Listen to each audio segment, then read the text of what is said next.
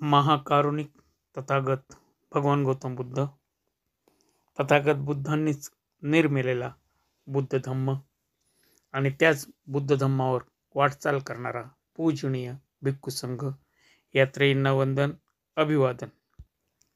सोबतच सम्राट अशोक ज्यांनी बुद्ध धम्म साता समुद्रावर पोहोचवला त्यांनाही अभिवादन आणि परमपूज्य बोधिसत्व डॉक्टर बाबासाहेब आंबेडकर यांच्या चरणी त्रिवार वंदन, त्रिवार वंदन, त्रिवार वंदन. आज वर्षवास 2024चा 36वा दिवस आहे. आज तारीख आहे 25 ऑगस्ट 2024 आणि आज आपण पाहणार आहोत बालवग्ग गाथा क्रमांक 7, ज्यात म्हटलेले आहे, चरंती बाला सुमेधा अमित्तेने अत्तना करोंतना पापक कम्मय होती कटुक्क फल. अर्थात अज्ञानी दुर्बल स्वतःच स्वतःचा शत्रू होतो. दुष्कृत्य करून ज्याची फळे कडू असतात ती तो मिळवतो. बाल विचारी अथवा बालिश बुद्धी जो असतो तोच अज्ञानी आणि दुर्बुद्धी असतो. अर्थात चांगले काय आणि वाईट काय यात त्याला फरक कळत नाही. अशी बहुतांशी मंडळी शिलाचरण करणारी नसतात.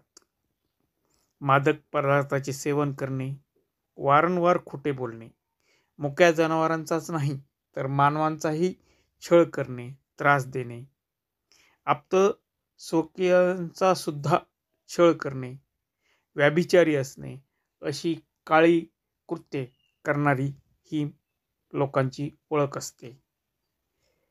यांची सामाजिक, वैचारिक, संसारिक, मानसिक कक्षा दूषित झालेली असते. यांची वृत्ती दूषित झालेली असते. ते फक्त आपल्या स्वार्थाच्या व आपल्या इच्छेसाठीच जगत असतात. त्यामुळे त्यांच्यापासून परिवार दुःखी असतो आणि सर्व समाज सुद्धा दुःखी असतो.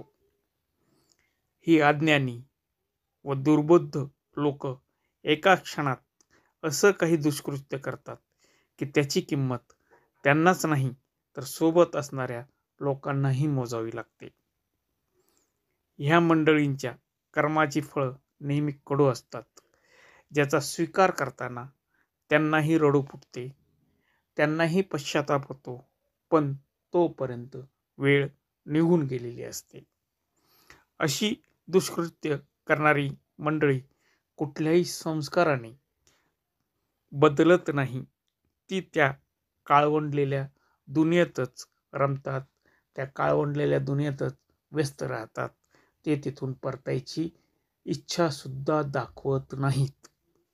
म्हणून तथागत गौतम बुद्धांनी बालवग्ग गाथा क्रमांक 7 मध्ये म्हटलेलं आहे, अज्ञानी दुर्बुद्ध स्वतःच स्वतःचा शत्रू होतो आणि दुष्कृत्य करून ज्यांची फळे कडू आहेत तीच कृत्य करून स्वतःचा शत्रू होतो. आज येथेच थांबतो. नमो बुद्धाय. जय भीम. थँक्यू.